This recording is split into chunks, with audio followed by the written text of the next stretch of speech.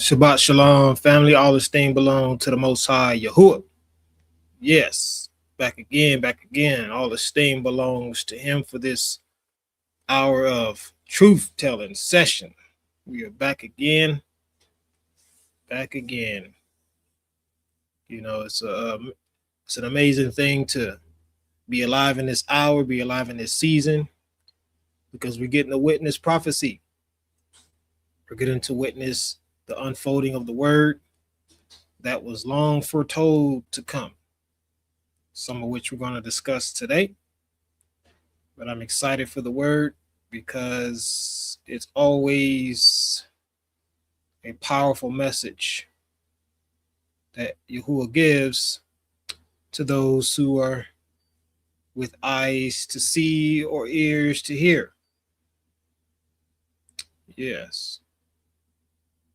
I'm excited again for the word because, we all going through storms. Anybody to tell you they're not going through a storm, and the truth of the matter is, you might not be doing something right. Right? This is the hour of testing. A lot is happening all over the world, but much of it is really distractions. All the little nuances with politics, and even a lot of the false teachings that's going on is really distractions to keep you from aligning with the truth. That's the whole objective, or to lead you back to perdition. That's what the enemy has been doing since the beginning, causing the people to rebel,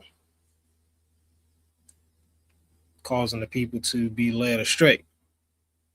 But I'm excited for what Yahuwah is doing with his people in this hour, despite the storms, despite the setbacks, despite the times of discouragement. We're going to that's our topic for today. Word of encouragement. We're going to talk about the reason why you were awakened. Get past a lot of this deception out here, this illusions about awakening, such not that are taking place. Hopefully my sound is coming across clear on these platforms. Again, there's been a lot of work from the prince of the powers of the air to keep us from understanding the realities that exist. But the truth is, none of it can stop what he has promised, what the Most Mighty One has already set in motion in the Shemayim, written on the eternal tablets, not the ones that can be broken or written over, not even hidden, like they work so hard to hide truth. We're talking about the information systems that are unchanged and perfected, already done. It's finished. No flaws, no errors, no misunderstandings, period. So I see y'all out there in the comments. All esteem belongs to you. For you who are on now during this live, and those that are joining later on, I have a lot of so-called shadow banning going on these platforms. They're constantly removing views. They're removing likes, and it's expected, right? It's expected. If you are bearing truth in context, if you are standing fast in the word, if you are unwavering, then yep, you better expect to be hindered, per se, on the systems. They can't stop the word from going forth. They can just try to manipulate, twist things around. Again, the goal is to get you to be discouraged so you can stop. That's all it comes down to. They know they can't stop you. They know that the true chosen have awakened. That's why they are contaminating all the foods. That's why they're crop dust in the sky. That's why they are doing every and any little thing they can do, because it's not about, these people have no kind of thought about preservation of anyone other than themselves. Collateral damage is a consistency with them. They will destroy anybody in order to go after the chosen people. But nevertheless, judgment is falling on the nations. The people who are out to stop the chosen are destroying each other. That's why I tell folks, don't get involved. Let them fight it out. Let them go to war with each other, and you know, that's why it just trips me out about all these people that are so-called protesting about the the people in power, stuff that they're doing. Let them do what they need to do to destroy each other. Especially you who are who have spent ages being under the oppression of these people. Let them, what do you need to fight them for? Let them fight each other. Sit back, read your word, eat some popcorn, and let them destroy each other. And you move on and wait for the barakah, the blessing of the most majestic one to show up. That's the beauty of it all. We don't even got to fight. We don't got to raise a hand. We don't got to argue. None of that. He never told his people when he awakened them to go stand against the regimes and none of that nonsense. He said, I will turn Egypt against Egypt. And that's exactly what we're watching today. They're literally after each other's throat, destroying each other. Whatever wing they want to be a part of, or whatever political arena, whatever doctrine, they're all after each other. Good. Y'all do that while I stay over here and pursue the only truth that exists, which is the Creator, Yahuwah, the Almighty. But nevertheless, we got a topic we're going to get into. If you don't, again, everybody needs encouragement. All of us do. You do, I do. We all need encouragement, especially if you walk in the narrow path, especially if you have chosen to be consecrated. You need encouragement because the enemy knows when you choose to walk the path that is contrary to the world, you are now walking with a target on your back, your front, your side, on top of your head. The enemy's after you. You don't waste resources on people that belong to him. He's after you in any way, shape, fashion, or form. But we're going to get into the context of what encouragement means according to the word. So many variations of encouragement today, which is nothing more than just leading people astray. A whole bunch of fluff and feel good, but at the end of the day, you don't have the foundation of the truth regarding encouragement, then it's all going to fade away eventually. The pressure gets heavy enough and boom, you surrender. You wave the flag or you throw in the towel, and we ought not be such. We ought to not be them people who throw in the towel, no matter how hard it gets. But it all comes down to knowing the truth. That's where the confidence and holding fast comes from. Yes. So Shabbat Shalom, beloved. I see you out there joining us in this study. Buckle your seatbelts. We're going for a little contextual encouragement word. A word of encouragement. This is why you were awakened. You're going to find out, if you don't already know, when this is over with, why you were woke up. Why he didn't leave you sleep.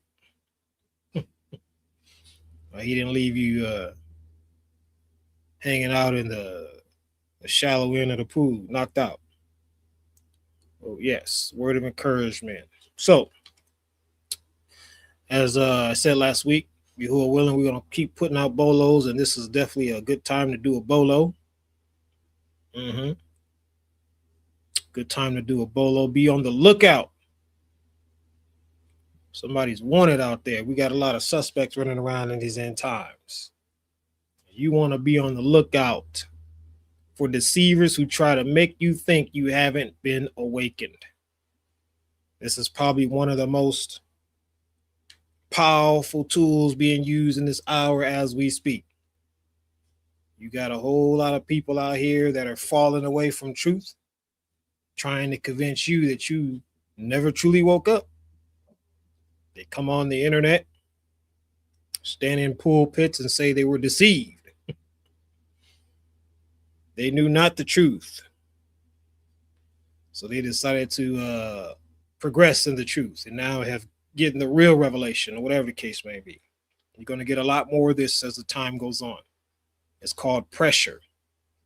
When pressure hits, people start to go where they can assimilate whatever relates to them, not the truth.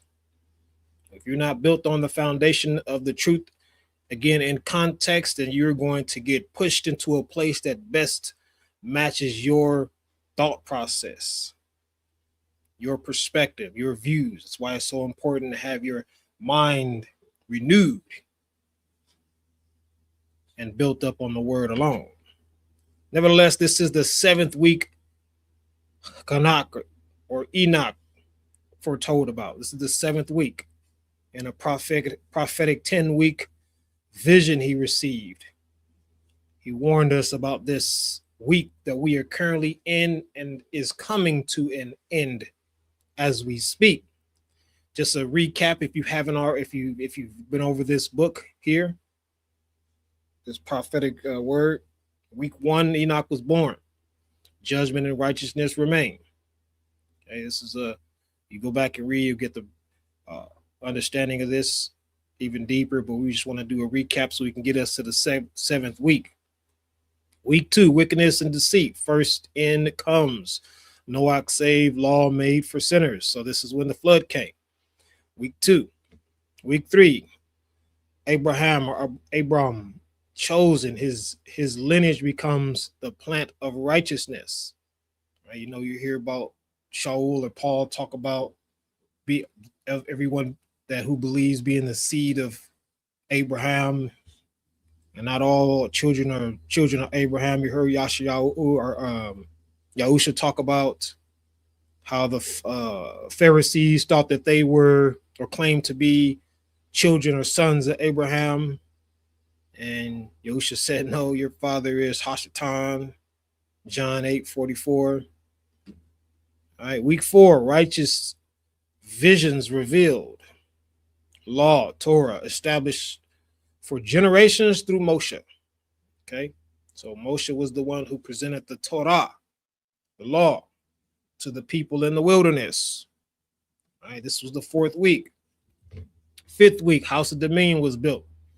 So when they finally get to the promised land, okay, when it's built up in the true promised land, not in Dust Bowl, not over there where everybody's running to, the land that says, the land that doesn't look anything like Leviticus or Deuteronomy, actually Leviticus, where it talks about the land being desolate while the chosen are in their enemy's land. Then we got week 6, people blinded, wisdom forsaken, man ascends, house destroyed, chosen scattered. All right, and this is again coming against the true land of Jerusalem and the scattering of the people to the 4 winds. Deuteronomy 28 and other places in the scriptures talks about this event that took place that already happened. Oops, I'm going backwards. Week 7 is where we're at. And Kanak said, and after that, in the 7th week will an apostate generation arise, and many will be its deeds, and all its deeds will be apostate. And at its close will be elected, the elect righteousness of the eternal plant of righteousness, to receive 7-fold instruction concerning all his creation. Chapter 93, verses 9 through 14 is where you will find this in the book of Enoch or Kanak. Apostate, you need to understand what apostate means. A person who renounces a religion or political belief or principle. Okay, it says a person who renounces. To be apostate means at one point you stood on what applied to, and we're talking about Torah. We're not talking about any church doctrine or religion or group or whatever. We're talking about the word. Simple, just simple as that. And the people had once stood on the word. The scripture says in the 7th week, many will become apostate. And it says all their deeds will be that. They don't say all will become apostate. It said many, right? This is the great falling away that Shaul talked about when he wrote to Timothy. He said, for a time will come when they will not endure sound doctrine, sound teaching. Okay, but according to their own desires, Because they have itching ears, they will heap up for themselves teachers. Timothy 4:3. Okay. I think that's First Timothy. Should be First Timothy 4:3. And the truth tells us very plainly, it says, according to their own desires. What will they not endure? Sound teaching. What is sound teaching? It is plain word. It is not deep, over the head, can't grasp truth. It's plain, sound truth, sound doctrine. It's not talking about deep, revelatory, prophetic words. You have to understand that. The Shaul said that they will not endure the basics of doctrine. The basics of teaching is sound. It doesn't go up and down. It doesn't waver. They will not endure that. But they will heap up for themselves subscriptions on the internet, camp locations, buildings they can go to and test out and try to see if it fits their flavor. They will heap up. They will gather up. They will put together all these groups, people, so-called teachers, ministers, elders, and whatnot, in order to hear what scratches their ear. These are the ministers who are trying to get you to question if you truly woke up. How do they get you to question if you truly woke up? One of the big things today is people actually follow other people. And a lot of it comes behind the misunderstanding what Paul said when he said that I baptized some and I'm glad I didn't baptize these folks, and some follow Apollo and whatnot. When Yahuwah gives the increase, they're taking the scripture out of context to believe that, again, put your application in at iwannabeawatchman.com and boom, you now have access to go out and lead people. And people take it upon themselves to go look for a leader. And now that leader they have found, or leaders, because most, again, they're falling away for multiple teachers. But that those leaders have now coming to say, well, you know what? I just don't believe that anymore. I thought I was awakened, and now I come to realize I really wasn't. So now we're going to start the Great Awakening ministry, or I have a deeper revelation of who Yahuwah is, and this is what the Greek said, and such and such and such. And whatever turn these so-called teachers make, you're in the back seat riding with them. They're led astray, and you have no choice but to follow them, because, again, you're following them and not what that Shaul said, sound teachings. Okay? Somebody told me, and they've been hearing this a lot, especially since awakening to the truth, that they don't like my interpretation. Nobody from Yahuwah has ever said that. That has never been a word. That has never been an indication of truth.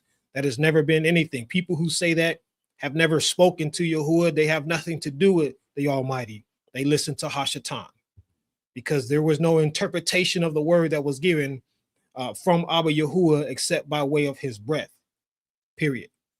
So your philosophy, your interpretation, all that silly stuff, that comes from people who belong to the world. They do not belong to the Almighty. He is the only one, okay, who can teach, period. He has vessels, but he is the only one. So when you look at a person and you see them and the word they give is contextually sound, it doesn't deviate, they're not adding to the truth, then guess what? They're being used by Yahuwah. That's what's happening. But when they start to shift and all this other kind of stuff, and someone comes along and says, whatever, this, that, and the other, they say, well, I don't like your doctrine. No one from Abba Yahuwah ever said anything ridiculous like that. So who are the elect? Enoch talked about an elect that would be elected in the end of the 7th week, right? At the end of this extended, horrific trial of testing that has been going on for quite some time, right? Long time according to man's standards, but only a moment in time according to Yahuwah. Who are the elect? The scripture tells us very plain. It says, for the sake of Jacob, my servant, and Yasharal, my elect, I have called you by your name. I have given you a title, though you have not known me. Yashi Yahuwah, Isaiah 45:4. The elect explicitly is those who descend from the tribes of Jacob, his sons, and of course those who he adopted that were Yosef or Joseph's sons. Okay, so that's the elect. Period. There are people who are not of the lineage, okay, but they are still that are not of the lineage, but are not excluded from the barakah of coming into the house. We'll talk about that a little bit more, but understand there are the elect and there are the consecrated people, the consecrated ones. When you see that in scripture, oftentimes we're talking about end time prophecy. We're talking about handing out the barakah or bringing all people into the kingdom, those who are not going to perish. When you talk about the consecrated, you're including those that are of the nations who chose to love the name of Yahuwah, honor his Shabbat, and be and stand apart from whatever nation they came from, whether it be an Edomite, from Moab, or wherever the case may be. Okay, enough.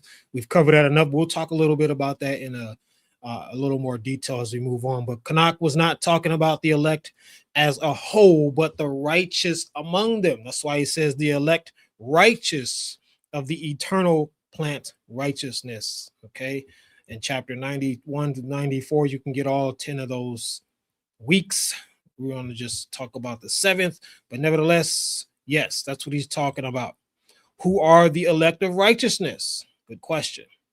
Barak, or blessed, is the one who keep judgment and he who practices righteousness at all times. Yashiao, Isaiah 45:4. Okay. To do righteousness and judgment is more acceptable to Yahuwah than sacrifice. Proverbs 21:3. This is a big one. A lot of people are making horrific sacrifices. What I'm doing right now is a sacrifice.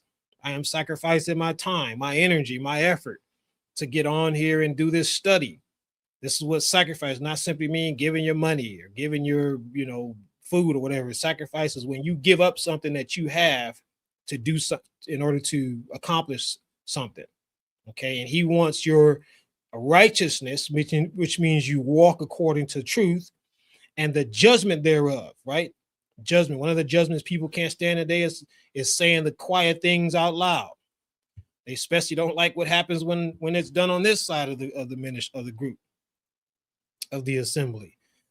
Yahuwah has emboldened me, set my face like flint, so I can say things that are often spoke quietly out loud, and people get their feelings hurt because they think we're all supposed to just kumbaya on our way to the promised land. Can two walk together except they agree? I didn't think so. Little children, let no one deceive you, for he who practices righteousness is righteous just as he is righteous. First Yahuwah in John 3:7. The church will tell you there's nobody righteous. You're this and that and that. Right? Especially if you go around openly rebuking people. You start openly rebuking folks. Oh, who are you?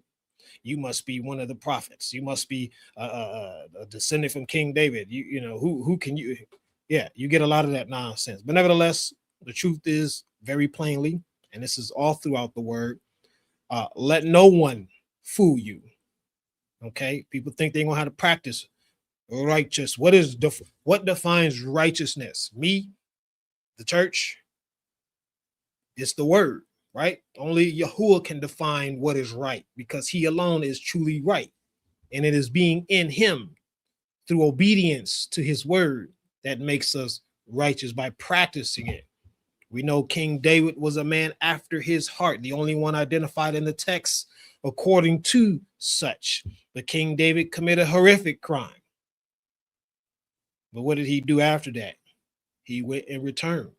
He petitioned. He didn't walk around no pity party making no excuses for what he did. Why did Yahuwah refer to them as little children? Why did he call them little children? Was he trying to be, was he like, big time sent one, big time apostle? Thought he was bigger than them, so he can call them little children? The sent one was speaking to a people who had just become reborn to deliverance. And that deliverance is Yahusha, which means Yahuwah saves. Yes. And they were just coming into the way, right? Today they say it's today people have said they just have awakened, right? That's become a big thing. Now it's really becoming cliche. And the understanding thereof is so far from what actually awakening really is. And we'll again talk about that as we move on. But nevertheless, he called them little children because they were young to the truth. They started with milk and were raised up, or were being raised up for meat. Okay, they were being raised up to consume more than just milk, the meatier matters of the word. Okay. However, Shaul addressed some. I fed you with milk and not with solid food, for until now you were not able to receive it, and even now you are still not able. 1 Corinthians 3:12 or 3:2. Yeah, Shaul was having some issues with some folks. He gave them the simplicity of the sound doctrine, the low end of it, the basics, the foundation of it. However, at the point where they should be ready to consume meat, they were not ready to consume meat. Right? Remember, I just said a second ago how people get behind the so-called teacher, and when the teacher's driving, they make a left, they're going left. They make a right, they're going right. And all the reality is they're so focused on the teacher that the teacher been off the narrow path or never was on it. Yeah, Shaul understood because the Ruach of Yahuwah was leading him to look at these people and say, why are you still milking it when this is time for you to have meat? What is the milk and the meat? The milk and the meat is not, understand, it is not history. Yeah, a lot of us get in here and we talk about this assembly, this group, we talk about the history of the diaspora and different things that happen, the twisting of church and all these things, but that's not the meat, nor it is the milk. It's not theology, okay? It's not the study of different religious beliefs, churchianity, or any form of that, Catholicism, Methodist, Pentecostal, or whatever, Kojic, any of that. That's not milk, nor is it meat. It's not your doctrine, not your belief system. It's not politics, okay? It is not lies exposed, which is huge today, right? This is the juicy juice. People love to hear the next big, oh, just exposing the lie. And to hear the, oh, no, that's not what the milk or meat is. It's not philosophical views, Greek thought process, Roman spinoffs, okay? And it is certainly not your personal interpretation. It is neither. It is none of that. None of these or any ones you can think of are milk or meat. The truth is, as newborn babes, Kepha Peter said, desire the pure milk of the word, that you may grow by it. First Kepha Peter 2:2, chapter 2, verse 2. Hard truth right here. It's so simple, but it's extremely hard because it requires some work. Yes, it requires discipline. It requires consistency. That, again, we're in the microwave age. People want instant muscles. They want instant weight loss. They want instant degrees, instant prophetic revelation. They want everything so fast. They don't want to do the work. But he used the analogy of newborn babies, newborn, because you need to grow. You need to go through some growth pains. You need to go through some trials, some tribulation, some hard times. You know how babies hungry and they just start crying and yelling. You need to go through them experiences to be crying out, yelling for truth, to be fed, crying out. If you do not desire the pure milk of the word, anything sweet and salty will become your appetite. I'm going to read that again. If you do not desire the pure milk of the word, anything sweet and salty will become your appetite. That's why people taking off running. Pew, next teacher. Pew, right? Be real with yourself. You probably getting ready to go listen to somebody else after this if you follow all the way through. Power on. But nevertheless, again, if you are consuming that which you're not ready for at a young age in the way, at a young age in your awakening, and it is filled with so-called truth, you know, the sweet, salty truth, that is your appetite. That is what you're going to be after, period. And as soon as, listen, as soon as you don't get that salty, sweet thing, you throw a fit. I know what I'm talking about. I got a whole bunch of kids, and they all got to try something sweet and salty before their time. And they lit up like a firecracker. And they didn't want nothing else after that. Okay? They didn't want anything else after that. They wanted that sugar. They wanted that chicken. They wanted that, that tastes a whole lot better than what's in that jar. That simple, plain, foundational, much needed stuff don't taste like this stuff. Okay? This is why the world is flooded with everything but the true word.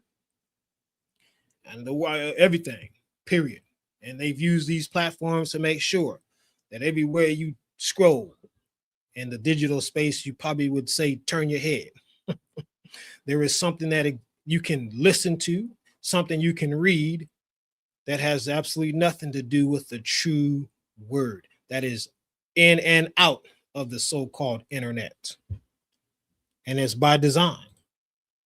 Today, again, we have the so-called awakening declaration that many have been given for or professing about their life. I've just awakened. I've been awakened for 7 years. I'm still waking up. Or I wasn't truly awakened. Now I am. And all these awakening, listen, awakening. How many times are you going to wake up? How many times are you going to say, well, maybe I wasn't truly awake? Those are perfect statements, crafted so well that it makes people miss who are not walking in the discernment of Abba Yahuwah. It makes people miss the reality that somebody just said they were never woke or they returned to perdition. But they say it in such a way, they can't say, listen, I was serving the devil. And now I've chosen to serve you. I know it was 7 years since I thought I was awake, but I really was serving. Nobody's going to get on and say that. You're going to hear very few people say, Hashatan deceived me. Because what does that mean? It means you bold on the inside and the breath of Yahuwah is leading that boldness. So you're coming out. I was wrong. Right? It's easy to say, oh, I was a church goer and this is why I no longer do church. Because there's so many people doing that now. You know, it's a trend. The awakening statement is the new trend now. Before it was the church trend. And it's going to continue to go because we're living in the apostate age. Many apostates, not a few. Yes. This is why discouragement comes and wins. Yes. This is why if you feel discouragement beat you up and got a victory over you, this is why. And now that has nothing to do with your financial situation. Has nothing to do with health. It has nothing to do with your family life. It has everything to do with the truth being manipulated or missed in order for you to walk out the will of Abba Yahuwah. You get discouraged in those moments. I was just on the so-called internet maybe about an hour ago, and I saw this person say, True Yerushalayim is in this other location. And I'm thinking to myself, wow, somebody else got it. And the natural response in my brain was, well, maybe I might have it wrong. Okay. But I was like, let me, as I say often, because Yahuwah has led me to do this and proclaim this, test the testimony. The person that shared this, do not speak his name, do not walk in his ways, or concerned about the so-called political, racial, and all the other nonsense that exists in the world. But all of a sudden, they're going to get the revelation of the true promised land. Yeah. Again, this is why discouragement comes and wins. Where are you rooted? We get down. I'm no stranger to discouragement. Don't get it twisted. I've been in plenty of situations where I've been discouraged, lost my home and everything I had in it, facing 25 years in prison, people trying to fire me for nothing, for things I didn't do. You name it. I've homeless, stood in free food lines to eat expired food. So I understand encouragement and discouragement, but it takes knowing the truth. This is why way back when Moshe said, before Yahusha even appeared, he said, man does not live by bread alone, but man lives by every word that proceeds from the mouth of Yahweh. Deuteronomy 8:3.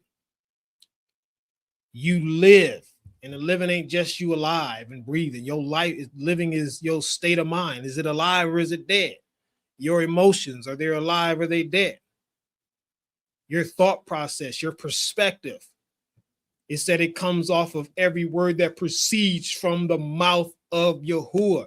They didn't say the historical points that you can line out. It didn't say the super deep revelations. His word at the end of the day is his ways that he gave his people in order to follow him, where there is no compromise. There is no conflict where you're trying to wonder, am I really offending him or not? He said that is how you live. That is how you maintain encouragement.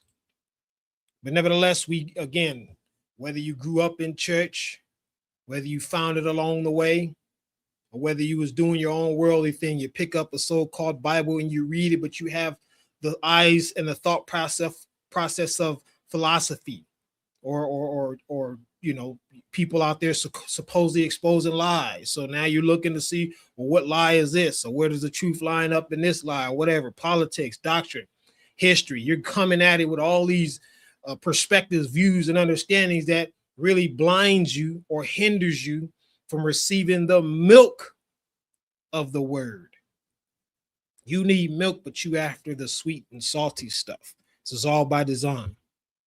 This is all by design. I remember when the so-called when the scare 19 happened and the world went indoors. I was on the internet just like other people, seeing what time it was. And there was this guy came out named Pastor Karn. He was one of the few churches that didn't close. And he drew a lot of attention. People were threatening him and all that because he wouldn't close down and play the Scare 19 game. So he seemed like a leader of Abba Yahuwah.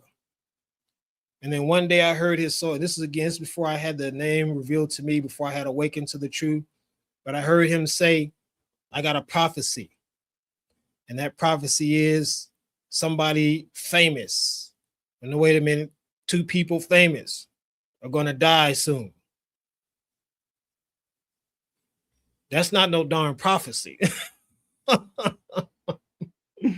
But it's catchy, right? Because who's that famous person? Is it my favorite actor? Is it my favorite clothing designer? Is it the person that's I've been watching for 20 years playing sports? Them are the thought process that come through your mind when you hear these so-called truth tellers bring out their version of a prophecy. And that's the same perspective many of us have been conditioned to, or have came along to understand when we look in the word. We're looking through these false lenses and our vision isn't clear. And thus we are led astray. And we become discouraged because things happen in life that are inevitable. We don't have shalom in the storm because we were never built up in what we needed in the word, in context. We become hit with trials and tribulations. And just like that, boom, we forget that all things work together for the good of them who love Abba Yahuwah and those who are called according to his purpose, not your purpose, not the so-called teacher's purpose, not your jobs or your family members, your auntie, your mama, anybody, your spouse's purpose, but his purpose. He will make everything good or bad turn around for his esteem. but we don't have the meat of that understanding. So what do? Boom, we hit, and now we holler and we don't get no answer. This is why King David said, my soul melts from heaviness. Strengthen me according to your word. Tehillim, Psalms 119:28. He said, according to what? Philosophy. Oh, I hope the preacher have a word for me today. What? I hope that I need a revelation. I need a fresh word from heaven. All this silly nonsense we were conditioned to come to understand. There's nothing wrong with having truth tellers out there, watchmen. Yahuwah has established watchmen. He hasn't gotten rid of the tribe of Levi. He has put watchmen up, and they will be here and continue to be here. The scripture says that the watchmen will see the coming of Yahusha and the return. So there's nothing wrong with watchmen.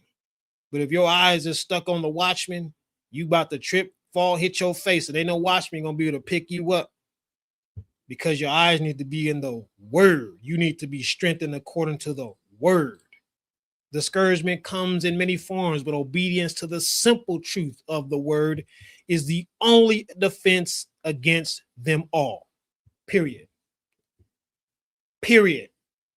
If you're not obeying the truth, the simplest things, again, we live in an age of the great falling away. You can't make people fall away off of simplicity, meaning they have simplicity, right? A baby has no clue how a nice piece of fried chicken tastes until they get it. They're eating that, whatever it is, carrots or spinach or whatever. Of course, it may not trigger their taste buds like they would like a chicken bone would, but they have no clue. They can't expect or want for something they don't even know exists. That's why they come in with these powerful messages of so-called revelation. And now you bite on it. Pew, you gone. And now you hit, the storm comes, and what happens to you? You are defenseless because you don't have the simple truth of the word to stand your ground. Great Shalum have those who love your Torah, and nothing causes them to stumble. Do you believe that or not? Tehillim, Psalms 119:165. Do you believe that or not? That's the question at the end of the day. If you don't believe it, then guess what? You're never going to receive it.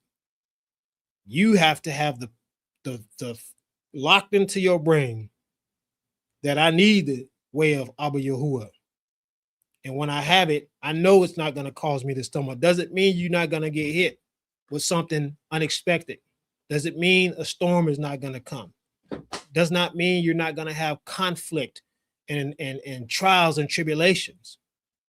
What it means is when you are hit, when the fire starts to burn 7 times hotter, when the storm rages and tosses you to and fro, you are still rooted on the foundation.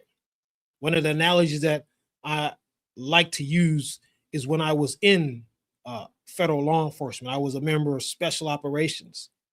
And one of the understandings I came to realize was we had to train like life depended on it. We didn't just train and do different formations and tactics. We trained as if that's all we understood and knew. And we built ourselves up on the basics of things consistently. So when all hell breaks loose and the plan goes out the window, guess what? We fall back on the basis. But if you don't have the basis, where do you fall? Right? And a lot of people are scared to fall. And they don't have the basis. So what do? Here comes the teacher. Open the door, get inside, let's go for a ride. And then they scared that if they get off this bus, they're going to end up being stranded or lost. So they just ride and ride and ride all the way until they find out, damn, it's hot down here and I can't get out. The challenges of this walk comes from every direction. Yes, every direction. This is why Shaul said we are pressed on every side. 2 Corinthians 4:8. Every situation is supposed to come against you. It's not because just you're going through a storm. Okay, we're talking about the way. We're talking about the true walk. You're going to be pressed on every side because at the end of the day, you're not on the side of the devil. Doesn't mean the storm don't fall on the people who are of Hashatan. It simply means you're going to get it way worse, more often, and much harder than other people. It's inevitable that you cannot escape. However, it takes truth and context to confidently stand under the weight of the storms. We're not talking about super deep revelation here. Okay, we're talking about the simplicity of the word. Before there was the book of Revelation, before Yahusha came, before all the prophets, before they made it to Jerusalem and established the kingdom, what did he line out for the people? He said, if you do them, a man that does them will live by them. Yes, you need that contextual truth in order to stand up with the weight of the storm. You don't need, okay, so when is the exact time he's going to come and or the exodus is going to happen and how is he going to pull us out? That's not what you need in order to fight against discouragement. You need the simplicity. You need the milk. Okay. That's why Shaul said, we're not crushed. We are pressed on every side, but we're not crushed because Shaul gave him the simplicity of the word. How many super deep prophetic words did you read from the Apostle Paul or Shaul? How many? None. He gave it plain, simple. What to know, like there's 10 wings and 7 horns and the dragon had 5 heads and all. It wasn't none of that. It was the simplicity of it all, which is why it's so hard for people to receive what Shaul said. The writings of what Yahuwah has led him to say. Why? Because he's not going all into that deep stuff. He's trying to get you off the ground. You right now, you're laying down in sin, laying down in rebellion, laying down and being getting ready to be cast into eternal darkness. All right, so who is the Great Awakening for? This is another thing that draws people away. Get them to take off, beat feet, and run it. The Great Awakening is for all mankind. Yes. When the world closed in 2019 with the Scare 19 pandemic, when it all shut down, guess what happened? Everybody and their mama got to get a part of that Great Awakening. Wasn't no more, I don't know what's going on. None of that. You may not have known all the tricks and plans of the enemy, but guess what? Boom, them eyes got open and you got to see. You guess what you got to see? You got to see the world for what it really is. Evil, false, liars, haters, hard, ridiculous, dumb, you name it. What no good in Scare 19, what no good that happened on the earth. None of that. I don't care what they say about they were created in 6 months and how they gonna save people. You got to see the manipulation on top of manipulation. I remember telling some people when I was listening to the conferences when all this stuff was blowing up, happening. And I can hear the lingo. I understood the lingo because of my military experience and my federal law enforcement experience. I can understand the lingo. And I knew by the way they communicated their messages, none of this stuff was true. As far as how they were trying to address it and perpetuate it and save people, none of it was true. It was one of the gentlemen came on in a conference with the orange guy, and they said one of the news person asked him, what's happening? You know what he said? He said, we're in a live exercise. I've heard that so many times in the military for code or lingo for this ain't real, but we're going to treat it as real as we can so we can train. That's what happened. They were preparing the world to receive the beast, order out of chaos, and it played out pretty well. Revelation 18, prophecy fulfilled. All nations deceived by pharmakeia, however you pronounce that. In the past, Yahuwah overlooked such ignorance, but now he commands all people everywhere to repent. Acts 17:30. Again, the Great Awakening is not only for the so-called Hebrews. It's not only for the elect of the Hebrews. It is for every human being to wake up and repent. Wake up and stop being dumb. Wake up and stop playing like you sleep. Okay. Everybody else now, they're not asleep. Okay. Despite what they say, who they believe, and how they want to continue in their past that they choose, they're not asleep anymore. What they do is they walk around keeping their eyes wide shut. They're trying to force themselves to not see the realities that surround them. That's why they so caught up in sports, which they couldn't even do. The bar and the grill. Remember all those things people were so desperate for that they was like, let me roll it up and take this for the team and get back out here and enjoy the so-called world.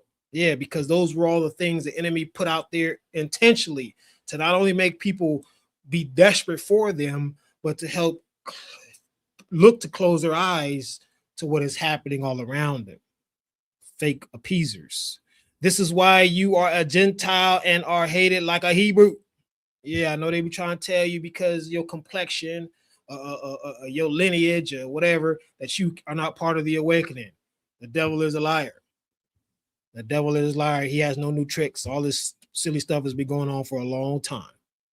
Again, you woke up and you realize church is a lie. You realize they took the word and they manipulated it to the highest degree. And they gave it to people like it was that sweet and salty thing. And now you got people right next to you, your own family members rejecting you, your own family members turning away from you. You're trying to say, I've talked to several of you, you say, you know, I'm trying to walk out, but my spouse keep trying to go to church. Yeah, because you know, again, are awakened. All right. Rebellion don't mean people didn't wake up. They just mean it means they didn't like what they saw. And they chose to put blinders over their own eyes. But they can't hide the facts. And you continue to move on in the word and they stagnate in the lie. And that's a lot of us today. Again, Hebrew/Gentiles, sojourners who are now joining the house, staying in the house, walking in the way, honoring Abba Yahuwah's ways. And you're dealing with it. You're dealing with it like crazy. They're walking out on you. It's a tough path. That's why you need encouragement. But your encouragement cannot exist if you don't have the foundation of the word as plain as it ought to be. Not all this philosophical, deep, revelatory, change your life and all this other kind of silly stuff that you're trying to put out here under the title Awaken. And we talked about this in our part 3 of the Straight Talk series. Why you walk around smelling funky to people. You stink to them because you smell good to Yahuwah. You have an aroma through Yahusha Hamashiach that he is pleased with. And because he is pleased with that aroma with you, the people in your own circle don't like you. Can't stand you. Think you, they calling you apostate. Talking about you done went all crazy. You done lost your mind, all that nonsense. Why? Because they love the lie. Why? Did they love the lie? Because they have pleasure in unrighteousness. And the beauty is, you know these people. You know them. Some of them are very close to you. And you know they like doing unrighteous things. And that's the reason why they are not able to receive the simplicity of the word.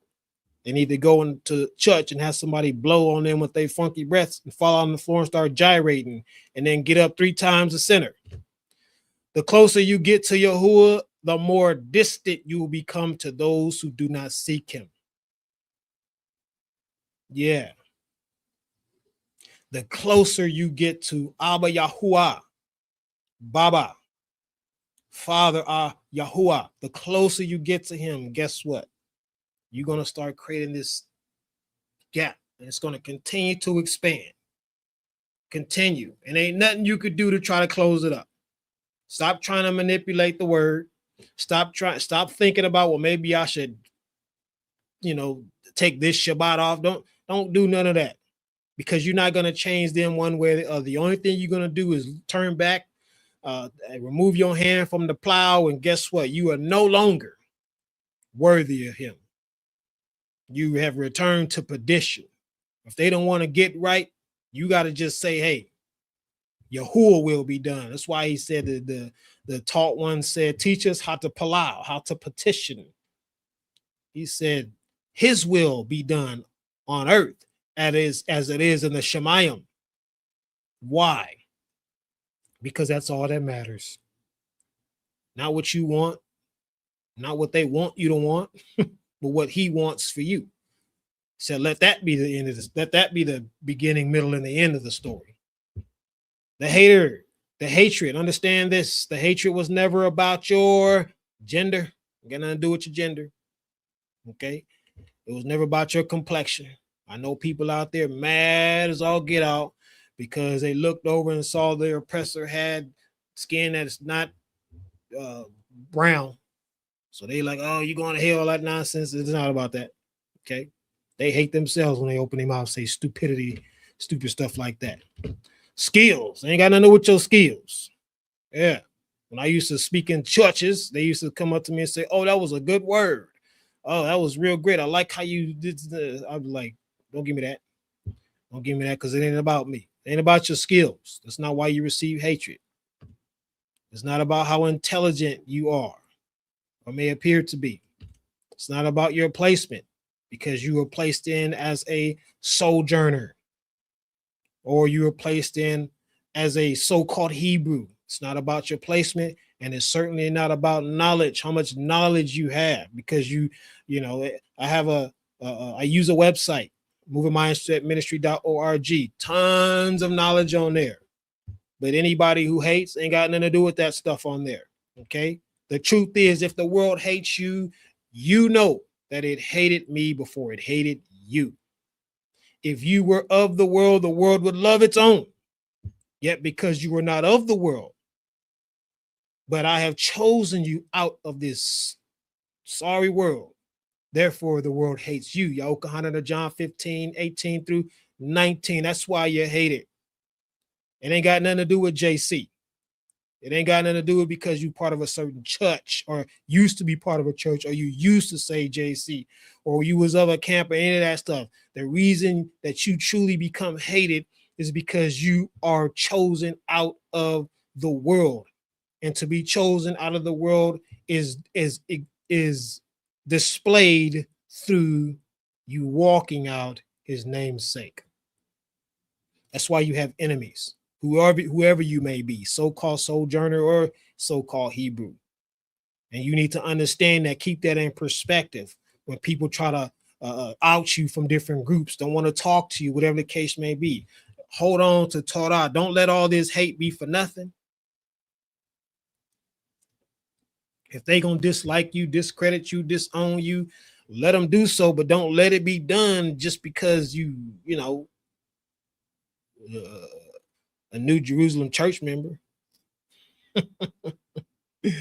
because you watched Joel Osteen,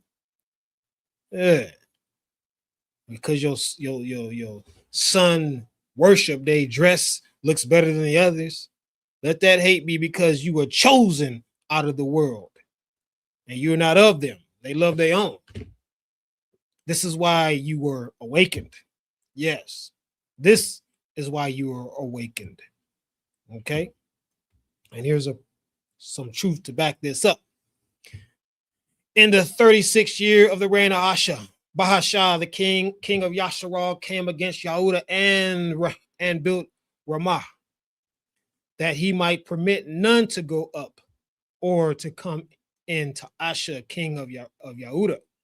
Then Asha brought silver and gold from the treasuries of the house of Yahuwah and the king's house, and sent to Ben-Hadad, king of Haram, and who dwelt in Damascus, saying, let there be a covenant between you and me, and as there was between my father and your father. See how I have sent you gold and silver. Come, break your covenant with Bahasha, king of Yasharal, so that he will withdraw from me.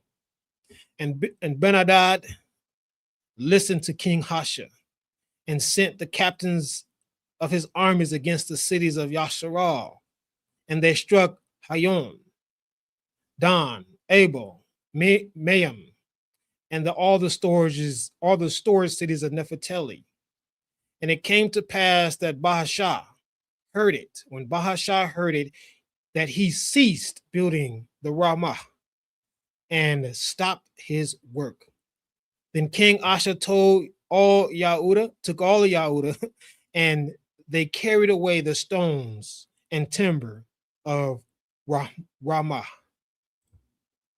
which Bahasha had built for buildings, and with them built Gabah and Mizpah. And at the time Hanani, the seer, came to Asha, king of Yahuda, and said to him, because you relied on the king of Haram and did not rely on Yahuwah, your Alua, mighty one. Therefore, the army of the king of Haram has escaped from your hand. Were not the Cushim and the Libim a mighty warrior with exceedingly many chariots and horsemen? Yet because you relied on Yahuwah, because you relied on Yahuwah, he delivered them into your hand. For the eyes of Yahuwah move to and fro throughout all the earth to show himself strong on behalf of those whose hearts is complete or loyal to him. In this you have acted foolishly. Therefore, from now on, you will have wars. 2 Chronicles 16, 1 through 10. When we look at this story, the king decided to trust in other folk, brought the silver and the gold from inside of Yahuwah's house and even from his gold to them, asking them to basically partner up so that they can stop being under affliction or going to war against other peoples. And his foolishness led the seer to come to him and say, look here, you trusted in man rather than trusting in Abba Yahuwah, who's already delivered people. He's proven to you that he is loyal to his word and he will not forsake his people. But nevertheless, you got impatient. You got beside yourself and decided to go reach out and trust in man. And because of that, he always had war. Because of him trusting in people for Shalum, he ended up having war always when he reigned. When you trust in anything other than the source, Yahuwah, when we trust in anything other than the source of Yahuwah, we have no choice but to endure internal wars, creating discouragement. When you start trusting in other people, when you start trusting in systems, when you start trusting in things and stuff and resources and Caesar, which is government, then you are going to have nothing but discouragement. You're going to have nothing but war, conflict inside of you. He cannot give you shalom if you don't trust him. He cannot give you the serenity of thought and the calmness in your heart if your trust is in others and stuff. This is why King David said, this is my comfort in my affliction, for your word has given me life. Tehillim, Psalms 119:50. King David was a true example. Again, I often say you need to go back and study King David and how he responded to his situations, trials and tribulations. Of course, much of what he endured was on a wider scale than you and I, but they are still applicable to the things we all endure in these end times. And he helped lead a standard of what it means to receive encouragement in times of affliction. David didn't go through no super deep prophetic revelation in order to get encouragement. He went back to the simplicity of the word. How much word do you read? Be real with yourself. How much word do you truly read? Myth. I'm sure you heard this in church. Much prayer equals much power. That is a myth. Nowhere does the word support that nonsense. It sounds good, especially with them so-called prayer warriors. They say if you pray hard, you pray long, you pray strong, and or you're gonna be strong. But the truth is that ain't nowhere in the word. How did your prayer get answered? In your disobedience. If you ask yourself that, especially you who have coming out of the church, you've rejected the name JC, but you have testimonies of your palau being answered, your petition being answered when you were not walking in the way, when you were not Torah keepers. The truth is plain. Here it is. Therefore, say to the house of Yasharel, thus says Yahuwah, I don't do this for your sake, O house of Yasharel, but for my consecrated name's sake, which you have profaned among the nations where you went. Yahaskal, Ezekiel 36:22. Yes, the house of Yasharal did a number on the name of Abba Yahuwah in the land and out of the land, scattered, and still to this day, you got a whole bunch of Yasharal out there doing Black History Month, looking real redunculous. Okay, claiming to be kings and queens, serving someone else's holiday they gave them.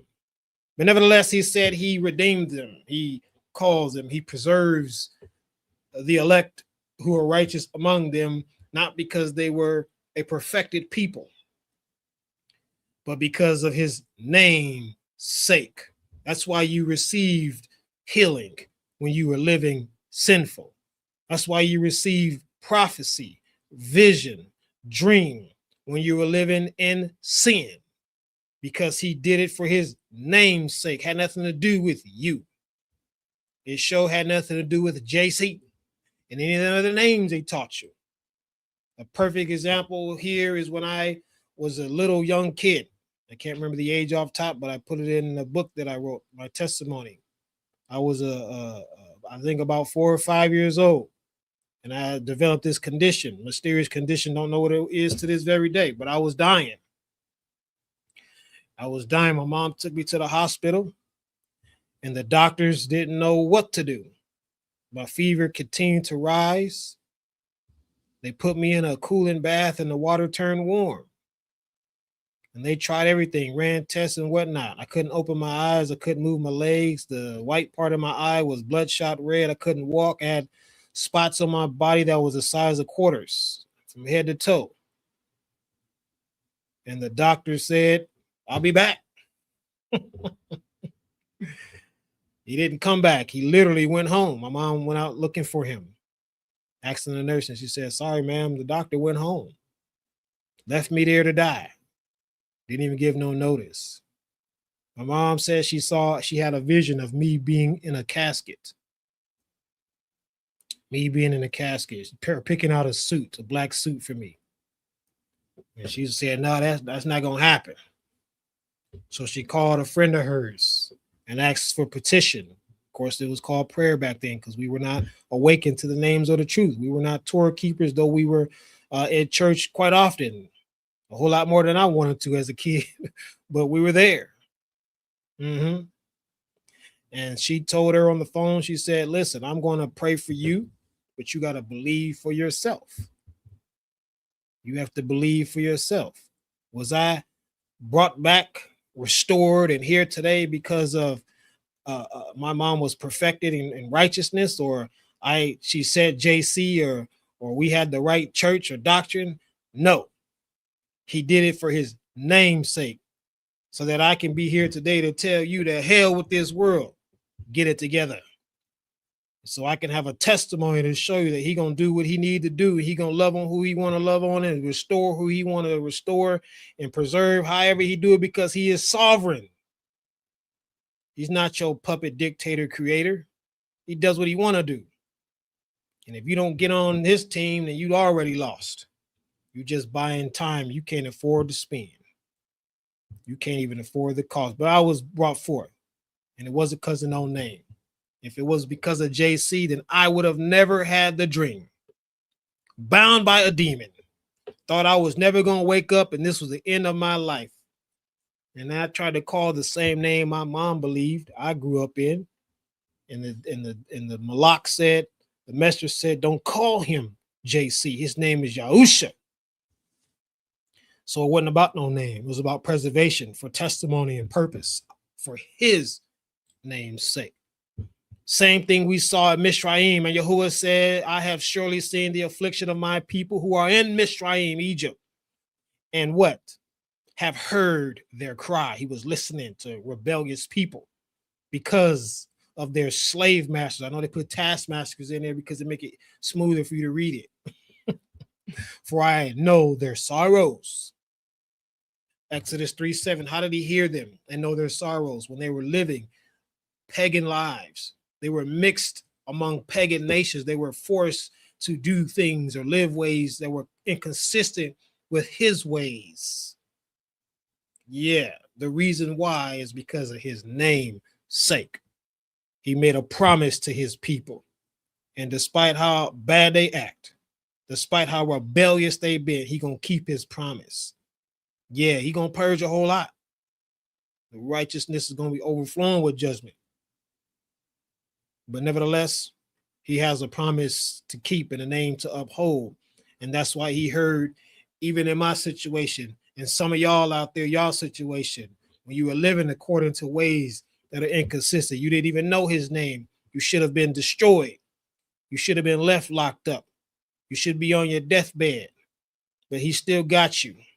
Your mind is still there. You have a heart to want to do right.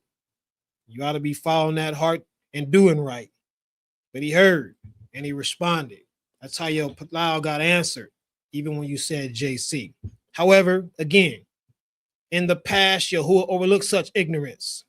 But now he commands all people everywhere to turn, repent, stop doing stuff you're going to perish for. And that applies again to the Hebrew, so-called Hebrew, and the sojourner.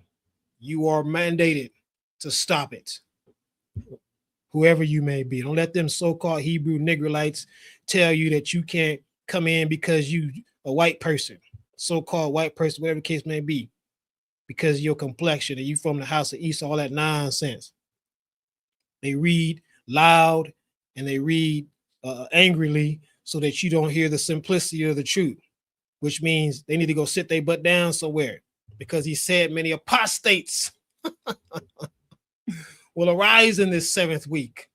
We are living in that age. Acts 17:30. Your command is to turn. It is to return to the truth, turn to the way, turn to the everlasting law and life of liberty, which is the Torah. That is what he commanded his people to do. That is what he has mandated all peoples on the earth to do. He who turns an ear from hearing the Torah, even his petition is an abomination. Mishalayim, or Proverbs 28:9. Yeah, so when you come to the knowledge of the truth, when you come to the reality of what is real in the way, and you continue or you choose to turn from hearing his ways, your prayer now becomes an abomination to him. Understand that King David was not talking about hearing one read Torah, but listening to do what the word speaks. Okay. Yes, they spoke at the gates. The leaders back in Jerusalem, they would read the Torah. It's commanded to read during certain appointed times. Right? But that didn't mean that you were supposed to just sit there and listen to what people are saying. But what the word says, you apply such in your life. Today, most have exchanged reading to obey with hearing what others have to say about the word so they can say they are informed. Everybody wants to be informed today. Why? Because this is the information age. You said there a lot of wisdom will come out, and Daniel foretold about information will be exploding in this age, and that's where we're at. But it don't matter how much you know. What matters is how much you obey. And that's where people have gone astray. They sit back and they listen. They pop on their favorite subscribed channel to hear so-called truth, but they never take that truth that they claim to hear and go back and test that with the word. They go back and vet it Go back and ensure it holds up under the weight of truth and context. So when that storm comes and they don't have that truth, boom, knocks them right on the ground. Then they discouraged. They don't feel like they can go forward. They don't know how to put another foot in front of the other. Why? Because you were not walking in the simplicity of the word. You were sitting on whatever people was talking about. Real and lasting encouragement requires discipline. You need to be disciplined in order to be encouraged. I know discipline was like, okay, I need to purchase this $300 and something motivational speakers ticket to go hear these prominent speakers, whoever, show up to the Women Thou Art Loose conference for your $1,500 ticket and get your flight and hotel, all that nonsense. So you discipline yourself to go there. Yep. How many of you have been to them conferences, and tell me how much have they helped you right now? When you were down and out and discouraged, the only thing you probably did is look over that receipt and said, I sure could have used that money right now. Discipline yourself. Get in the word and read it. Read it. Read it. Ask the Ruach HaKodesh, ask Yahuwah to send his breath upon you that you may understand what it says. That you may receive what the word means and not run off of Chat GPT. I call it crap GPT. The thing is so garbage. But all these internet systems out here today, people love to call it AI like it's something powerful, and they made a deity out of that darn thing. This is why King David said, my eyes are awakened through the night's watch, that I may what? Watch TV, scroll the internet, see how many likes and subscribers I got. Go eat some cake. No, he said that I may meditate on your word. Tehillim 19:148. He said his eyes popped open at night in the night watch so that he can get up in the word and meditate on it. Man, King David loved Abba Yahuwah and his word. Well, I don't see nobody that rocked it like that in the word. You know, the man wasn't perfect. We know that. But he had a love for him that, man, powerful, powerful. But how many of you laid there in the bed, woke up, and just couldn't go back to sleep? Couldn't, right? You probably thought you was tired. Maybe you was tired, but you just couldn't go back to sleep. Woke up in the middle of the night. No, you got work tomorrow. You got to do this. You got to whatever, cook food. You got all these, take care of kids. He woke you up so you could get in the word, so you can meditate on the word, not scroll your phone, not check your bank account, okay? Not respond to a text message. He woke you up so you can meditate on that which you need to prepare you for what's coming. He's trying to get you ready. So when the storm comes, you don't get knocked on your back, roll up in the corner, start crying, talking about, I can't go no further. Again, Yahuwah don't come in the loud storms. He don't come in the powerful winds. He don't come in the earthquakes. He don't speak through none of that. He speaks as he told Elijah. It's written, he said, he spoke it, and the voice was still, small. Not the theatrical nonsense we see every day. The hype, the plays and the performances that so-called truth tellers put on. Still small voice, he spoke. And he said, Elijah, why are you running from that crazy woman? What are you doing here? Right? Belief comes by hearing the word. Real encouragement comes by applying the word you read and understood. People say you need to hear the word to believe. You do. And when Shaul said that, he was not talking about simply believing everything. That was your way of entering in. By belief, you enter in through what they called in church faith. You enter in by belief. Okay, now you got some work to do. Yeah, you got work to do. All right, and that work mandates that you understand what you read it so you can apply it properly. That's why you need to ask Abba Yahuwah to give you. And he may not give it to you directly. You may hop on a study or walk down the street or get a text, a phone call, something, and the revelation come by way of a messenger. Okay? It happens all the time. But it don't happen to people who don't take the time to make it happen. The serpent knows what you don't know. What you do not know, the serpent knows it. Understand that. And what you don't know is what he's going to use against you. Unlike Eve, the Chawa, the scripture says the serpent was more subtle than any beast of the field which Yahuwah had made. And he said to the woman, did Yahuwah truly say, you will not eat from every tree of the garden? Genesis 1:3. Eve knew. Chawa knew that she was not supposed to eat from that tree. That's why she opened up her mouth and said, yeah, he said it. That's exactly what he said. Okay. Now, what the enemy be asking you that you don't know the answer to? But see, again, we live in microwave age. We live in instant revelation age. So immediately, when the enemy asks us a question, we are doing one or two things. Responding just like that. No palau, no fasting for the answer. We just give the answer just like that, or we go,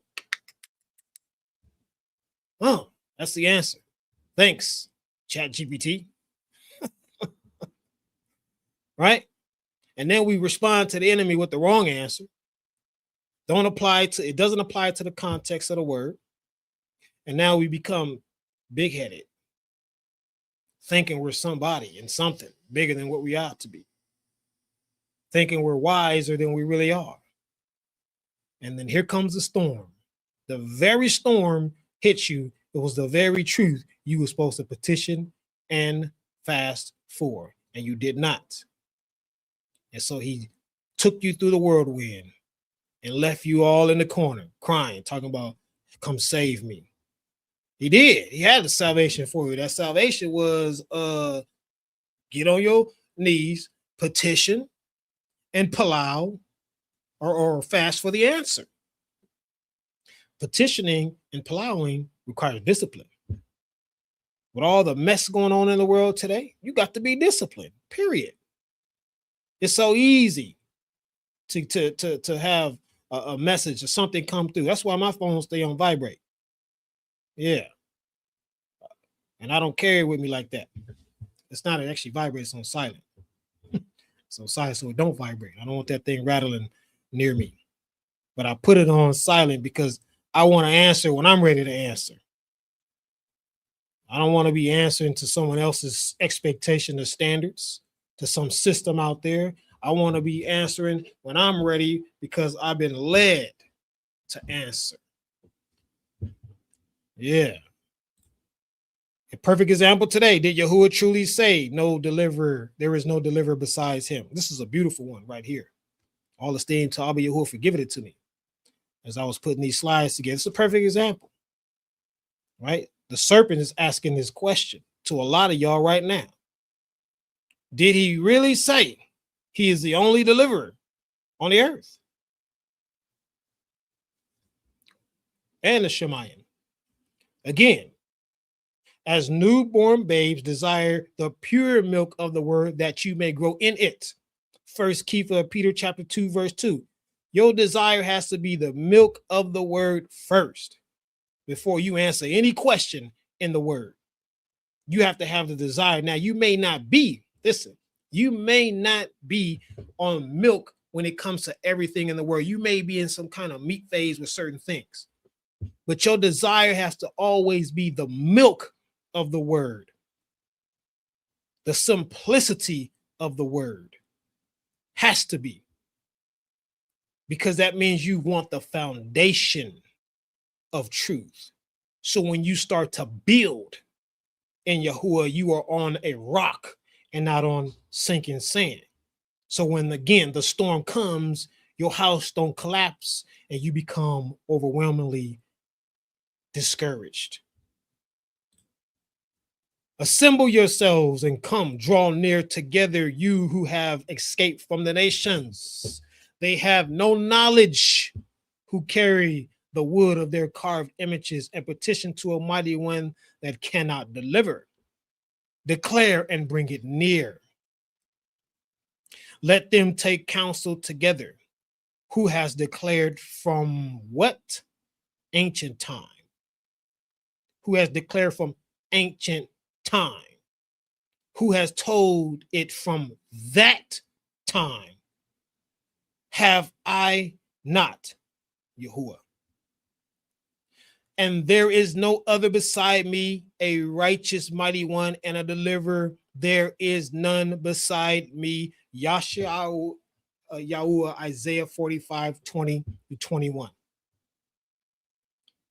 Again, that's why I love reading the whole chapter, the verses before and after, cross-referencing, because he says ancient time. He's not talking about what the Greeks did with the word. He's not talking about what the Romans did with the word. The Egyptians, America, Christianity, Catholicism. He's not talking about any of that. He's not talking about today's awakening. He said from ancient time. And what is ancient? There is no Savior besides me. There is no deliverer. So if you don't want this, if you don't want this milk right here, if you don't desire this milk right here, then guess what? You're going to have so-called ministries come along and say, well, I don't believe that anymore. I don't believe that was what the Greeks did. We're not, man, screw the Greeks. What is the simplicity of the word says from the ancient times? Even I am he, and there is none besides me. And when you desire this simple milk, then he can give you the understanding of what happened when his right arm was extended unto the nations, and why, for the love of anything, Yahusha means Yahweh is deliverance. But people come in all gangster deep. I don't believe that anymore. I was deceived. If you tell me you don't believe the foundation of Yahuwah anymore, according to the simplicity of the word, you were deceived, then I would never listen to you again. And I'm talking about these so-called leaders out here. Some of other people, again, those who are not leaders are trying to grow and learn. Yeah, we learning and we stumbling on the way because of all the things that has happened to us in the process of it all. But if a leader comes out, a so-called leader, a so-called teacher comes out, no testimony, no evidence of being awakened, and they come out and they tell you that they were deceived about the foundation of Yahuwah, they no longer believe that.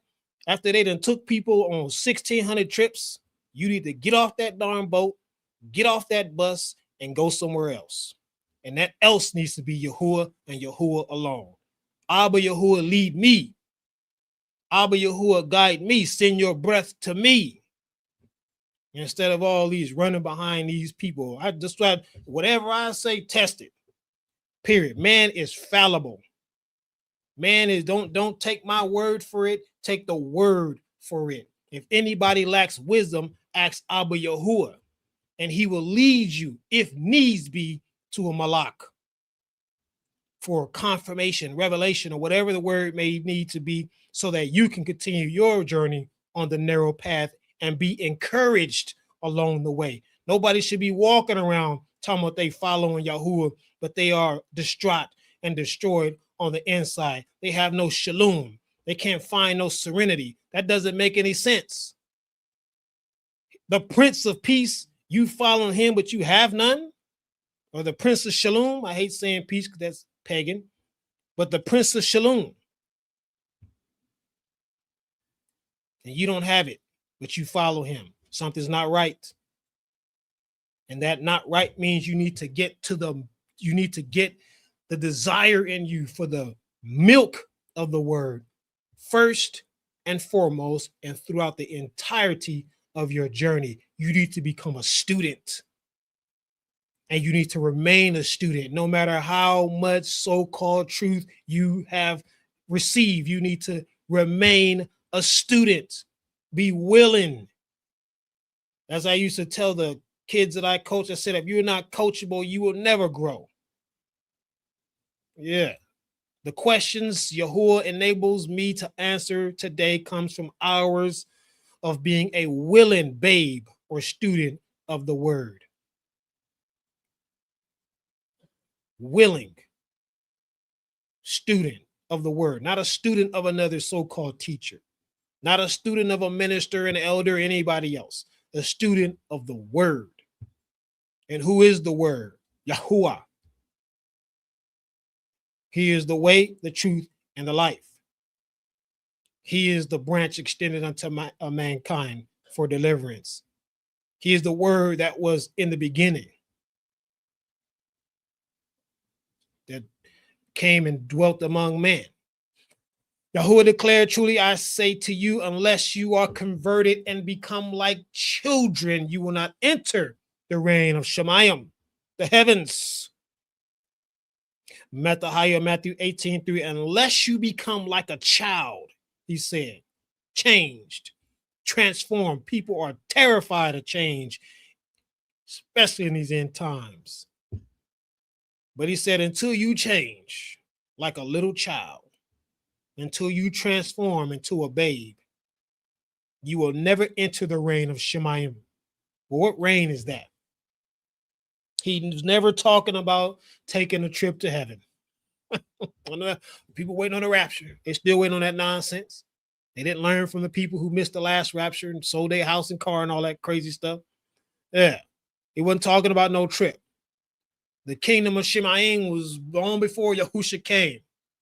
This is why Moshe said the word is very near you, in your mouth and in your heart, to do what? Think about it. Write a story about it. Argue over it. To do it. Deuteronomy 30:14. Yes, that's what he said. The word is the kingdom. The word is the dwelling of Shemayim. And he said, until you become like a little child, converted, transformed like a little child, he said, you cannot enter the word. And how does a child enter? Through the simplicity, the milk. They don't come in eating meat. In the context of this truth, they come in ready, willing, hungry, desperate for milk. You know exactly how that baby is when he popped out. If you have kids or you've seen them, they want that milk. They ain't reaching out for no chicken bone. Most people do not desire to be teachable babies, but unteachable adults that take off running with whatever made them feel good. I saw this clip the other day where this baby was looking at this parent eating, took that hand in there, snatched it so fast and took off. Gone. That's how a lot of adults are today. You grown, and as soon as you, boom, gone. Hold on, stay around and get the context. Hold on, wait, let's see if they're a false messenger or not. Let's see if they got a testimony. No, we out. Yep, this is Shabbat. It's not on that day. Yep, this is the truth. Oh, yep, there's two entities. There's Yahuwah, because the Greek said that simplicity requires you to be teachable. And without such, you can't expect to have encouragement. You can't, period. Encouragement don't come by deep revelation. It comes by the simplicity that you've applied through your life and held on to in the storm. It's easy to hold on to when everybody else doing it. The sun is shining, you're at the beach. But can you hold on to the simplicity of the word in the midst of all hell, anarchy, chaos? He said, be like a little child. You know how little kids are. Again, I got a bunch of them. Watch them all grow. And they will do some of the most craziest stuff. Why? Because they ain't worried about getting hurt. They're not worried about falling. They're not worried about not eating. They're not worried about how if they're going to miss a meal. They ain't worried about paying their light bill. They ain't worried about, they wearing a diaper. They ain't worried about getting to the toilet on time. They ain't worried about none of that. Because mama, daddy there. That's how you need to be, like a child. Abba Yahuwah's there. So he going to take care. He going to make a way. He gonna do exactly what he said he gonna do. People want that deep, overwhelming, profound barakah. The simplest thing is he gave you the word. The simple thing is he woke you up to go read it. Yeah. The little child not concerned about what may or may not happen. They're not worried about that because they depend on their father. Just like you need to depend on Yahuwah. Real encouragement is never found in information, but understanding that is backed by the true context of the word and applied in your life. Again, we live in the age of information. So people are hungry for more information. Not truth, not necessarily facts, but they want information. They want to be informed. That's why people have 25 subscriptions on social media. That's why they go watch movies now. They have all these series and these sequels to these movies because it's a deeper. Now they're going to really tell us what their demonic plans are for the world in this movie. Right? They're looking for information, but not truth. They're not trying to seek the understanding thereof. So again, cannot be encouraged. You cannot hold on to encouragement until you understand what is plain and simple. Right? Wisdom is the principal thing. Therefore, get wisdom, and with all you're getting, get what? Tickets to the next sporting event? The next live broadcast here, next Shabbat on this platform? It said, get understanding. Only Yahuwah can give you understanding. It don't matter what I tell you. It don't matter how many times I say it. It don't matter how many times I write it. If he don't give you understanding, you just got information. Mishalayim, Proverbs 7:4. Remember, wisdom is gained when knowledge is rightly applied, when truly tested according to the word. You are not wise because you have information. That does not work like that. I know that's what they try to tell people. You sit up under these folks and you think you walk away wise. No. A basic analogy used often. Doctor who smokes cigarettes is not wise. They have the information. They know what cigarettes do to them, but they smoke it anyways. That's not wisdom. Wisdom is applying what you know. When it comes to the word, it's what you know being applied when you were being tested as the word tests you. Consistent with any storm you got, somebody already went through it in the scriptures. Period. So you got reference points to know if you're being tested by Abba Yahuwah or the devil's trying to tempt you. Yeah. Learn the difference. King Shalum said, for wisdom is a defense as money is a defense, but the excellence of knowledge is that wisdom gives life to those who have it. Kuala Halath, Ecclesiastes 7:12. Says the excellence of knowledge is that wisdom gives life to those who have it. When you have wisdom, you are alive. When you have wisdom, you should not be walking around discouraged. When you have wisdom, again, which comes by way of knowledge applied rightly when tested, then you should walk around and the enemy comes. It don't matter what happens to you. Yeah, if I smack the mess out of you right now, you're going to feel it. But how you respond to that is predicated upon whether or not you have wisdom. If I smack you, you go run up in a corner somewhere and stay there for the next 6 years. And guess what? You do not have wisdom. You get knocked down, you get back up according to the word. When the attacks come, you stand your ground according to the word. You cannot be in Abba Yahuwah and lack encouragement. Understand that. It does not exist in the scriptures. You don't find that no example anywhere. King David said, I sought him and he answered all my fears. So what that means? A man after Abba Yahuwah's heart had things he dreaded. But what did he do? Wisdom. He had been through some things before and understood with the knowledge that he had, and he applied it. He didn't, King Saul tried to destroy him, but he responded according to the knowledge he had in that test. And from that test, he gained wisdom. So when a dread or a fear came into his life, you know what he did? He sought Abba Yahuwah because he had did it before. And then what? Because he came to him in the righteousness of the word, obedient in the word, truly from the heart, he delivered him from all his fears.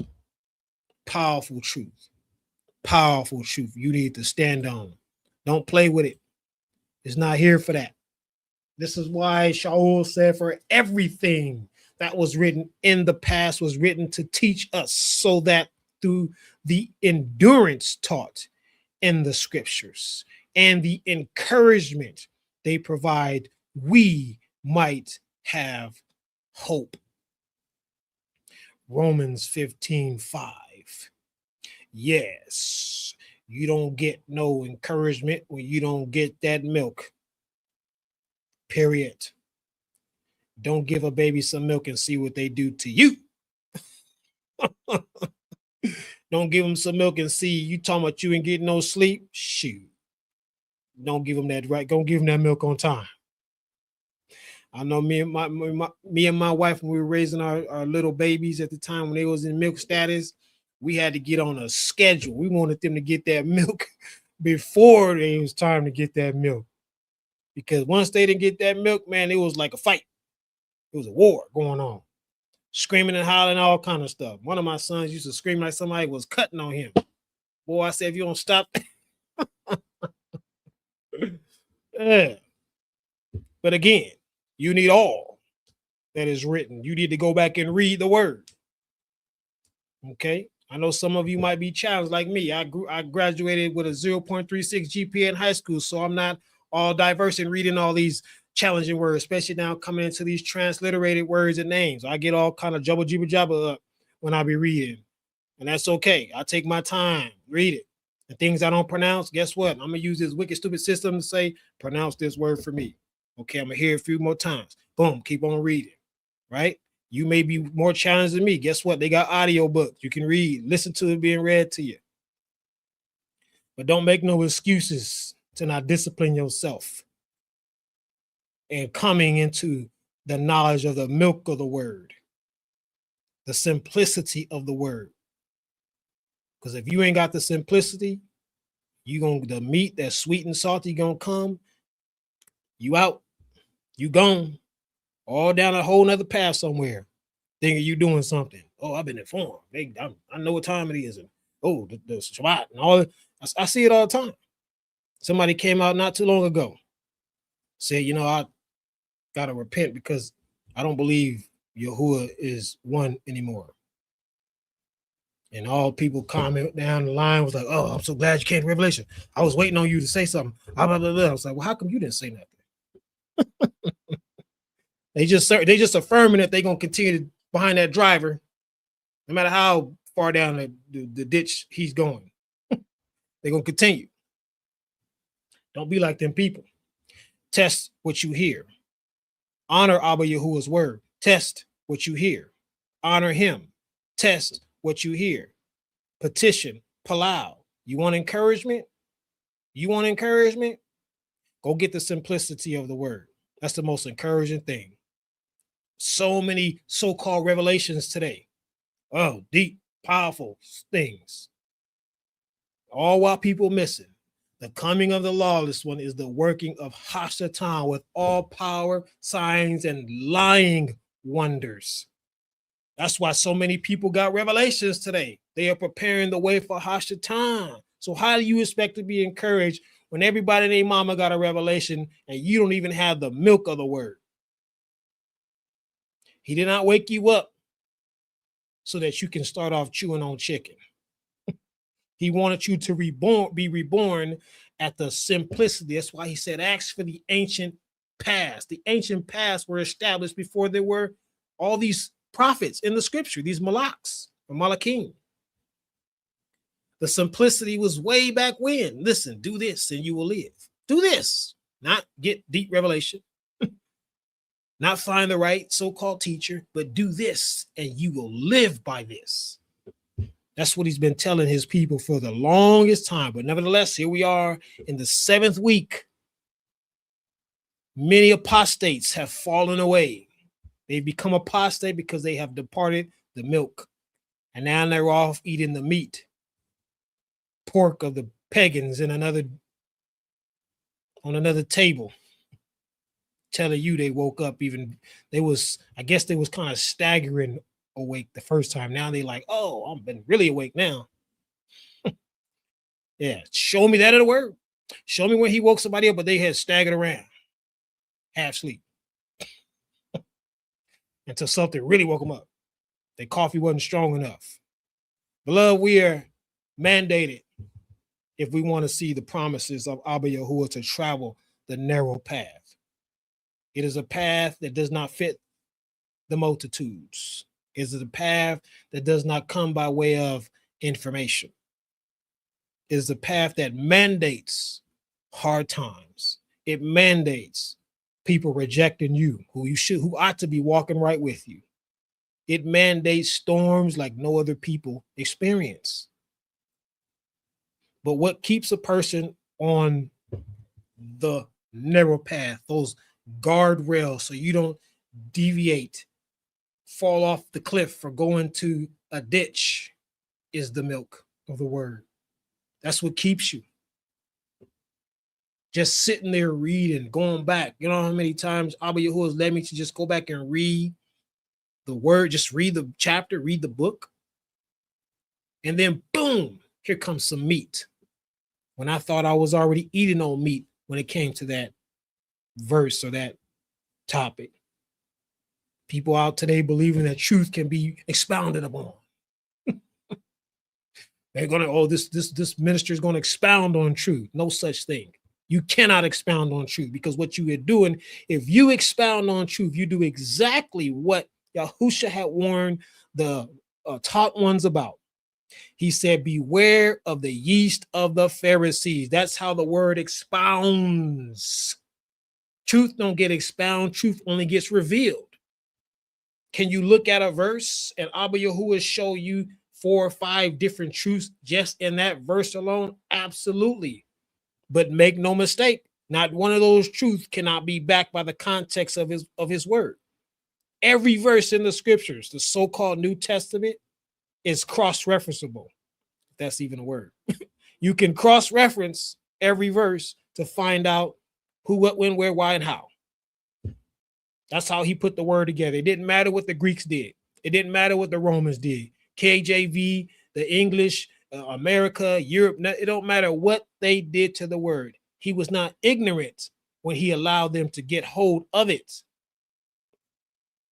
But all that, again, comes from Shemayim. The kingdom of the reign of heaven comes by way of Abba Yahuwah. You enter that through the meat, or through the milk, not the meat. So all esteem belongs to Abba Yahuwah for allowing this study to be today. I am very grateful for this truth. It encouraged me as he was allowing me to put it together. I didn't know it was yesterday. I didn't know what I was going to speak on. And I simply said, Abba Yahuwah, what will you have me say? Usually I get it earlier in the week. And I said, what will you have me to say to the people? Send your Ruach HaKodesh and speak through me. And as I was driving, it said, speak a word of encouragement. I was like, okay, that's easy. But all esteem belongs to him. I still didn't know what I was going to say. But as I sat down, I said, Abba Yahuwah, what do you have me say? I had to get up a couple of times. Abba Yahuwah, what do you have me to say? Had to take a moment, step away. Sometimes you got to do that. Don't start thinking like, oh, I'm going to conjure some stuff up in my head. I don't want to do that. I don't want to answer for trying to make people feel good. Trying to make people, oh, that was a good word, brother. Nah, you need conviction in this hour. You need confirmation of the conviction that aligns with the word in context. So you don't get on no boat, no bus, no train, no plane, and you like, oh, we going to the promised land. And next thing you know, you crashing. And then you're looking back in retrospect saying, man, I knew I was supposed to get off at that stop. I knew I was supposed to get off on that stop. I knew I was supposed to get off on that stop. I knew I wasn't supposed to get on that doggone ride. Something was telling me. You know how they used to say that in church? Something was telling me. Something spoke to me. Yeah, we woke now. That something is the Ruach or Yahuwah, the breath of the Almighty. When he speak to you, it's that it ain't your conscience. It's him coming in that still small voice saying, you better get off that darn boat because it's sinking and you're going to go down with it. For those that support this ministry, or this gathering, this assembly on this side of the world, Yahuwah will be esteemed for you. As I say often, we don't do campaigns. We don't do no booster club. We don't got no sign up for a little, $2 that we go. None of that. That's all part of Hashatan. We're not a Caesar non-profit 501c3, none of that organization. We don't do any of that mess. So when people support us through petitions, support us through monetary, support us in any way, you only listening to Abba Yahuwah. I don't want to ask for what he already promised. I don't want to ask man for what he already promised when we do his work. He said, he who begun a good work in you, he will complete it until the day of his deliverance return. So however he do that, he gonna make sure it get done. Yeah, it may not look like what you think. I'm glad I don't have thousands and thousands of subscribers, likes, and comments. Then I'd be kind of concerned, like, dang, where did I lie to people that started following me? I'm glad people talk mess about me. I'm glad I look on there and I see unsubscribe. Woo! I don't like to see people go, but all the thing belongs to Abba Yahuwah. I ain't going with them. Yeah. We're going to continue to move on in the truth. We're going to walk this thing out despite all the hell, the lies, the deception, the ridiculous stuff that takes place. We're going to continue in the way. We're going to fight. And we're going to do so encouraged. And how we going to do that? We're going to have the milk of the word. We're going to get back to the simplicity of the truth. We're not going to try to get deep. We're not going to try to go deep and profound and get all up in it. No, we're not going to do that. We're going to study. We're going to ask Abba Yahuwah to show us, to reveal unto us, to confirm his word, and we're going to walk in that. And when we come to a place where we don't understand, we're going to continue to ask him for more. And what else he wants us to know, Abba Yahuwah will reveal that to us. Make it plain to us, because he makes it plain to his people. He do. He makes it plain. He don't want you walking around, hey, what was that really about? Shoot, I don't know. And then you over here, encyclopedia, you over here, strong concordance, you over here doing all this stuff, trying to get the word, trying to get the understanding, and entirely miss it. And only that, you wasting the most valuable resource you have, which is time. You think Abba Yahuwah wants you wasting your most valuable resources trying to figure out answers? If anybody lacks wisdom, ask him. So what he's going to provide you with? The knowledge. And then he's going to test you with that knowledge. And if you pass the test of holding on to the knowledge in which he gave you in the middle of the storm, through the storm, you're going to come out wise. You're going to come out improved. You're going to come out now ready to start eating meat in those matters, on those topics, and the situations regarding his word and context. So again, I'm excited for this truth. I'm empowered by this word. It encourages me in these days of deception, heartache, loss, rejection, XYZ ABC. XYZ ABC. I do. We have a little group called the Family Tour Project, where people get on and we just talk, scripture stuff. People share, have the babies being born and just simple stuff, keeping it contextual, keeping it, relatable to the truth and encouraging each other. But man, these past few months, people been bolting out the group, taking off, beat the feet. Some people say they left because of, whatever. To me, not any reason I see in the word for it, but, they roll out, they leave, whatever the case may be, it is what it is. But here's the thing. Abba Yahuwah is going to move and shift when you be obedient. And sometimes that moving and shift may look like it try to send a message that appears to be discouragement. That's how the enemy works. Because what happens is when the enemy does his thing, it's theatrical, right? It's high power performance. And when people are moving that way, the enemy wants to make it seem like you're not doing as he has commanded you to do. Everybody's all excited about so-called revelations and different things like that, but you're not excited. But the enemy wants to come in and say, oh, see, you're not woke yet. You're not ready for the meat, blah, blah, blah, all these different things. And some of these so-called people say that. Oh, you're not ready for the meat. You're not ready for the truth, the whole truth, nothing but the truth, all that nonsense. No, what they're trying to do is discourage you from the journey of being narrow. Yeah, being on the simplicity path. That's what they want to do. Make it think like you need 700 more revelations before you reach the level of Enoch or something. Stay in the will of the word, Abba Yahuwah, for Abba Yahuwah peoples. Walk this thing out. Don't be discouraged. Keep it simple, right? Keep it simple. Keep it easy. And what you need to know, he will make sure you know it. If you continue in this milk of it and you honor him in his ways, he's not going to leave you at the mercy of a so-called messenger. This is the internet controlled by the wicked. All they got to do is shadow ban or pull a plug. Boom. And I don't get on here and say nothing. Are you connected to Abba Yahuwah? Are you honoring him enough? Are you walking with him consistently to hear him speak to you about what to do, where to go, who to talk to, who not to talk to, and whatnot, this, that, and all that kind of stuff that got to go on for that narrow path, right? Walk it out. Do not be discouraged with in any way, shape, fashion, or form.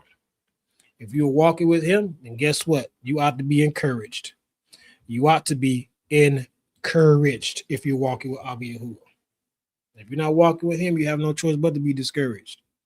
He brings shalom. He is the creator of shalom. He is the essence of shalom.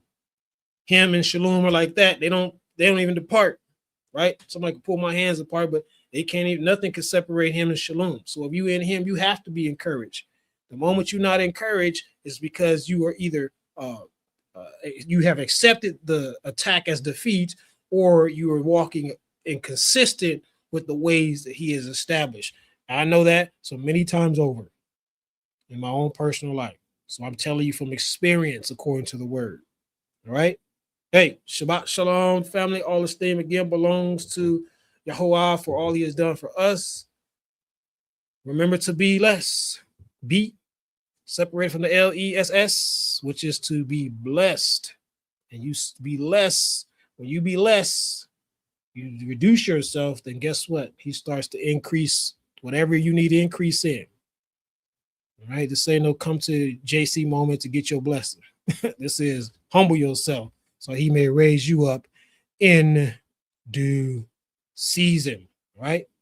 Shabbat Shalom, family. Rest up. Let's get back in the fight.